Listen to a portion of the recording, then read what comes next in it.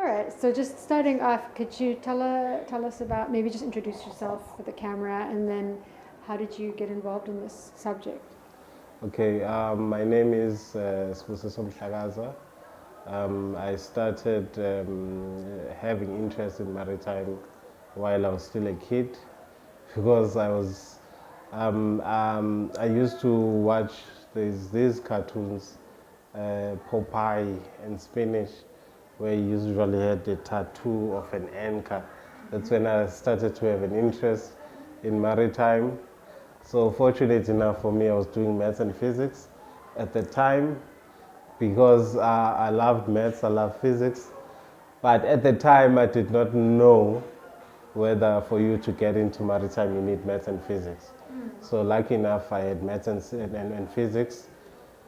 So in my matric year, I passed very well in my class, but unfortunately, after matriculation, I did not have money for registration, so I took a gap year, trying to get that registration fees saved up, and then from there, the following year, and then started to register for maritime studies. At the time, I would have loved to have gone to sea, the seagoing route, but I would not say unfortunately, but fortunately, my girlfriend at the time, which is now my wife, was pregnant, so I needed to prioritize in terms of selecting a career. Did I want something to take me away from my family, or did I want something that will keep me closer to my family? But bear in mind, I still loved maritime, so there was an option for a short base, so I did a short base career in maritime. So where did you study? I studied in Durban University of Technology, where I did my 2 years, S1, S2, and then S3, S4, and then from there I did my work integrated learning with Greenrod. So in the logistics and shipping and logistics environment. Okay. And then from there, So was that shoreside? it's a shore base. So I was based in Joburg. So they even them they took us in. It was their first program whereby they took graduates in.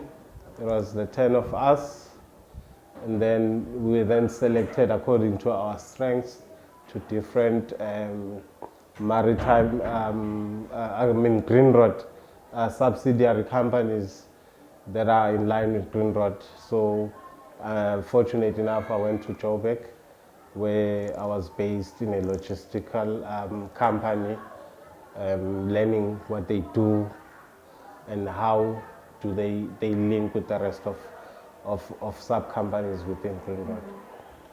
Okay. And was that for a year? That was for a year. It was supposed to be a work integrated learning for a year, but due to the level of commitment that I've shown, I was taken off the program, and then I was offered a post for Greenrod Fuelology company, and then from there I worked with them. Since then, from 2012 to 2014. And then in 2014, unfortunately, I was retrenched. And then the following year, that's where my teaching started.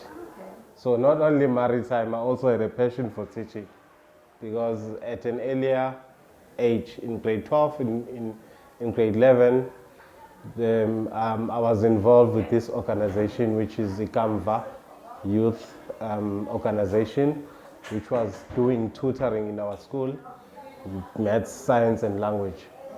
So I was part of that as a student, and then later became part of that as a tutor as well. Okay, so you'd already been involved in some teaching. In some through teaching. those other things. Yes. Even during my gap year, the natural science teacher was sick, and then I was asked to fill in for a week, and then Okay, that's so So my interesting. passion for teaching maritime started long before now.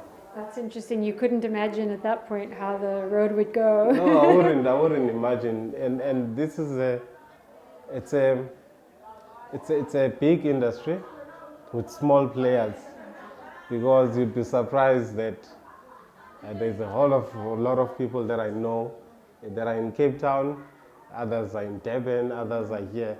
I was actually surprised to see my colleague during interviews, Mr. Mwango, on the day of the interviews when this post opened up. Because you'd known each other We've previously. known each other previously. Yeah. Yes. So it does seem like an area, even as a teacher, where there's, it's different from being a math teacher or something where there's a lot of other teachers maybe in your school doing the same subject or in your area. You can be quite isolated. So do you find that you network with other maritime economics teachers around the country, or how do you find the support that you need to teach the subject? Lucky enough, the teachers around the country, the one in Western Cape, I know him personally. The one in East London, the two schools in East London, I know them personally.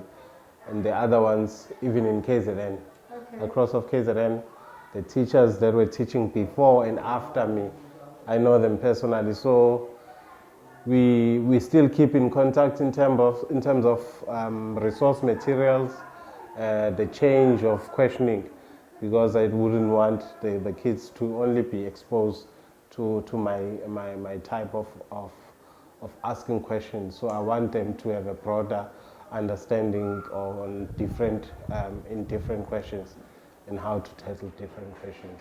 So you collaborate, you share the papers that you write and give each other.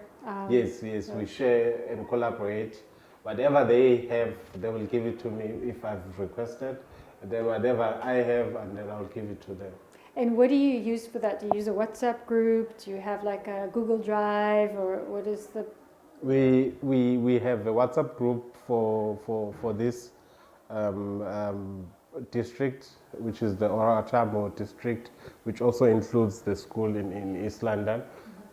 And we also have separate WhatsApp group for only Toli and Port St. John's, as we are coastal schools nearby. So we share, even both maritime and nautical, we share and bounce ideas off. Are you from here, or where did you grow up? No, I grew up in, how I would say I'm from Eastern Cape originally, in Mount Fletcher, a small town, smaller, I think it's smaller than Port St. John's. So it's only a one road town, so you can imagine. So I'm from a small town, originally from Mount Fletcher, but I grew up in Durban. My primary school was in Durban, my high school in Durban, my varsity life in Durban. So you had exposure to the sea at quite a young age. And what do you remember about the sea and your interest? A lot of people sort of speak about this relationship with the sea, or this love story with the sea or something. How would you say that developed for you? And I'm also connecting it to what do you pass on to your learners? What's important for a teacher to have? Not that it has to be the same for every teacher. But yes, my love for the sea started at a younger age. We would usually walk, it's a walking distance, Ketomena and Durban. I was staying in Ketomena at a younger age. So we would usually walk from Ketomena to Durban. And then when you go to the beach, you're not going to the beach front. We're going towards the entrance where your ships enter into the harbor, so that you can see the guys that are fishing there, the ships that are coming in. That's what sparked my interest. So love those ships. I love those ships moving in, and I wondered how is it possible that it's made out of steel, but the water, it doesn't sink. Yeah. Because in my understanding, the heavier the thing is, the more it sinks. So at the time, I couldn't understand the buoyancy of a ship. How is it made? So So there's like a fascination. It was a fascination for me. Yeah. And we usually go, even during holidays, we go to the beach. Usually I would want to play by the side where there are ships coming in, just to have a view To see them. and see them. Mm. Have you had a chance to go to sea for a short period of time? I've never had a chance to go to sea. I think as I said earlier, my main focus initially was I'm a family man. I want to spend my time with family. So I don't think there's something other than my family that will draw me away from my family. Yeah. So as much as that is still there, but I think priorities. Yeah. It's a different life. It's not like you get in your car and you go to work and you come home. It's your whole life, it's your whole life. It's a hard life for a family. But lucky enough, in the maritime industry, even if you want to settle down, there is life after going to sea. Yeah. So, thinking about people who are preparing to teach this subject, and I know you had some experience as a teacher, but what would you recommend to them, or what are there things, any messages you would like to give them about things that they should understand about learners, expectations, ways to motivate or encourage learners, equipment, field trips, anything that you think is key, even if it's been difficult for you to get access to some of those, that for them to understand things that help the learners, which kind of learners it will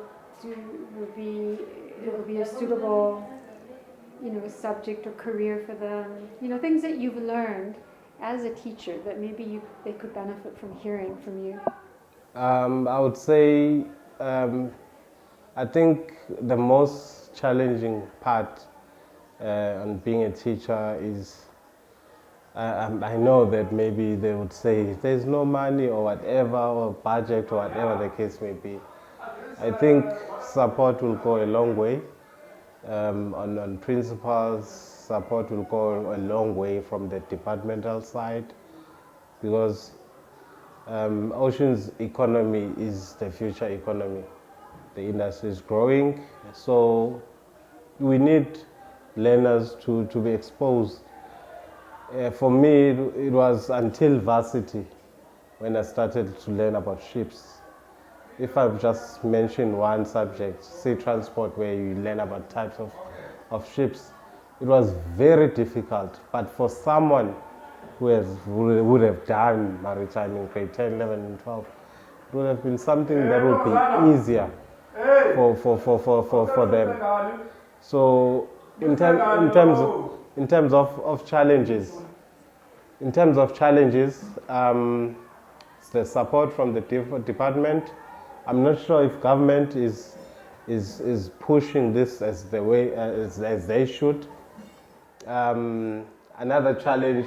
Sorry, just staying on that one. I'm interested to hear what kinds of support you think would be the most helpful, because there's the Department of Education, there's the Department of Transport, there's a lot of different players who could come in, but so I'd like to hear your thoughts about what support would help teachers and learners. More especially since we do not have a port, we're not that lucky as learners from East London, as learners from Durban, for example. In Durban, you can go to sailing clubs. In East London, you can do that, but we do not have this here. So it will be beneficial more so for rural schools to get that exposure in terms of visiting the port, so that learners can see what we're talking about. As much as it's beneficial for showing them videos and what, but it will change something in the learner's life if they saw it face to face. And how do you think like a training ship could travel the coast and learners could come and spend a day or a week, or do you think you should take them by bus to actually see the port, because there's a lot of shore-based. I mean, there's a lot of other kinds of, there's tugs and there's all kinds of things that wouldn't be on just a ship, or camps. I mean, there could be like a June, July holiday camp, which all learners can apply to. I don't know. Have you had any thoughts about what? Yeah, camps like that, whereby we maybe combine learners from different backgrounds, from different cities where they're doing maritime, combine them together, and maybe in that way, and expose them as well to the port in terms of visits. If it's allowed, even allow them on board the vessel, even if it's selected learners, but preferably all learners. All learners, yeah. Yes. So we do not want to exclude anyone from that experience. Yeah. Yes. And since we've come here to Port St. John's, I've spoken to the lighthouse keeper and to the lifeguard, and I was just interested about like field trip opportunities and like what's because they do have jobs kind of related to the sea. Yes, related to the sea. The lifeguard said there is a lifeguarding club here, and you can join I think from the age of 16 and do a program. So I don't know if you think that's a beneficial thing to you. He said it was 1/8, and then it takes you through the 6-month program or something. I don't know if learners don't know how to swim. Then what opportunities could there be for learners in a place like Port St. John, maybe with a bit of support? Like for example, if there was some sponsorship, would it be beneficial for them to go through that lifeguarding program? I know you have issues with sharks and stuff around here. Kayaking. We actually do have. There is one guy that came here, I think it was last week, where he said there is an opportunity for 5 learners to do kayaking. So they'll be training for that. We'll be more appreciative of opportunities like that to come through to our schools, or any sort of funding or assistance or support to assist our learners in exposing them. And one of the challenges, you'd sometimes teach without a textbook, but fortunate enough we do have textbooks now. But previously, before Miss Masugo wrote her textbooks, it was a nightmare. But especially you're coming in without a teacher's training in maritime, and you've got to just start creating materials. Creating material based on the syllabus. Yeah. So yeah, it's been challenging, but we're sailing the storm. Yeah. I was looking at that textbook. Do you use that for grade 10, 11, and 12, and you decide where you want to, you align, you use the syllabus and then you choose stuff from the textbook for each grade? No, there is a textbook for grade 10, there's a textbook, okay. There's a textbook for grade 11, there's a textbook for grade 12 as well. And there's other additional material that they use more so shared with you for nautical science. Yeah. Yes. So if the department can come to the party to actually see this as a beneficial program to the learners, these learners might do wonders provided they've got the support given enough that they support. need. Have you kept in touch with any of your matriculants? Since are there any of them gone into kind of maritime careers? Yes, I have. I've got about, from last year, not a year before last, got 4 learners that have pursued maritime. Fortunate enough, they all said during first year, it was so easy. Everything that we were doing there was just revision. So where were they? Was it UT? In Cape Town. In Cape CUT? The other one is in UJ. So the other one is in CPU. The 3 are in CPUT. The other one is in Joburg in UJ. So even previous years, they are enjoying it. Do you think they get enough exposure? Like I'm thinking of even initiatives from the university to expose learners to what they offer. For example, I interviewed someone at UKZN who heads up the maritime unit, and she is very interested in all the connections between different fields. So you have engineering, and then marine engineering, and you have marine studies with or agriculture, sea agriculture. There's different connections between fields, and how those come together with that sort of oceans economy or marine focus. So some of your learners were talking about doing law, maritime law. She herself has a maritime law background. Okay. Dusty McConnelly, I think her name is. And I just wondered, some of the learners that I've talked to, I think they don't, in Durban, I don't think they realize that maybe after you could do a BSc and then you could go and, there's like these channels which would then go to the marine, but they don't really know about those pathways. For me, I'm just learning about them now, and I thought maybe the universities could be, whether they made a video, maybe they do have something on their websites, I don't know, for kids to actually see, there's all these options, and if I'm interested, then I'm in matric, that would be the next step. They have kind of like this vague. You touched on something very important. Yesterday, I was doing a career selection or subject selection or career guidance with I was next door, the school next door, Port Central Junior Secondary School, where I met their grade 9s. I was actually telling them that whether you've got a passion for maritime, but you think this career that you want to choose will take you away from maritime, it does not mean that you are not allowed to do law. You can do law and then specialize on maritime, on maritime law. You can do mechanical engineering and then specialize in marine engineering. So do not limit yourself in terms of career choices. As much as we would encourage learners to join the industry, but we also should keep an open mind in terms of advising them on career pathways that they can follow. Yeah. Yeah, okay, that's great. Okay, is there anything else you'd like to share, thinking about teachers who might follow in your footsteps? I think, guys, what I would say is passion will keep you a long way, so long as you've got passion to develop yourself, develop others. I think you will not have any challenges. You would have challenges, but you will conquer them eventually. So, yeah. Okay, thank you so much. I really appreciate the things you've shared and the time that you've given us. Thank you so much for the time.